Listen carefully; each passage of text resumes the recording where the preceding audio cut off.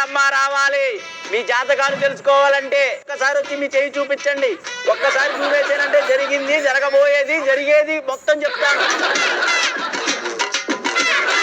మీరు ఒక 50 సినిమాలు హీరోయిన్ గా చేసి ఉంటారు కదా, 55 సినిమాలు ఎలా చెప్తాను అనుకుంటున్నారు? లేదు లేదు, రోజుకు 10 సార్లు మీరే చెప్తారు గొడవైనప్పుడు. ఈ రేఖ ఉంది చూసావు, ఇది పోపు గొడవ రేఖ. ఇదిగో ఈ రేఖ ఉంది చూసావు, ఇది మిడ్ వీక్ ఎలిమినేషన్ రేఖ. ఈ రేఖ వల్లే నువ్వు మధ్యలో బయటికి వెళ్ళొచ్చు.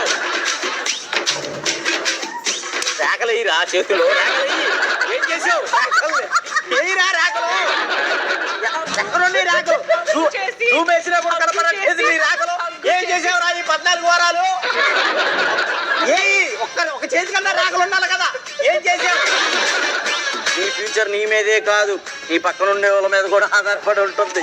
కాకపోతే వాళ్ళు ఇప్పుడు నీ పక్కన లేరు కాబట్టి నీ ఫ్యూచర్ చాలా బాగుంది. ఈ రేఖ ఉండే చెయ్యంటే ఇలాగే ఉండాలి కదా, చెయ్యంటే ఇట్టే ఉండాలి కదా. ఈ రేఖ చూడు, ఇది మామూలు రేఖ కాదు. ఏం రేఖ? కళ్యాణ రేఖ. నీ కాబోయే హస్బెండ్ కి ఉండాల్సిన క్వాలిటీస్, ఉండబోయే క్వాలిటీస్ చెప్తాను. అందరిలాగా 6 ప్యాకులు ఉండవు కానీ మంచి మనసు ఉంటది. అందరిలాగా లాంగ్ హెయిర్ ఉండదు కానీ మంచి గుణం ఉంటది. ఆయన గురించి చెప్పారు, నాకు కాబోయే ఆయన గురించి చెప్పండి. నీ కాబోయే హస్బెండ్ కి ఉండాల్సిన క్వాలిటీస్ అవి. చెయ్యారా అది?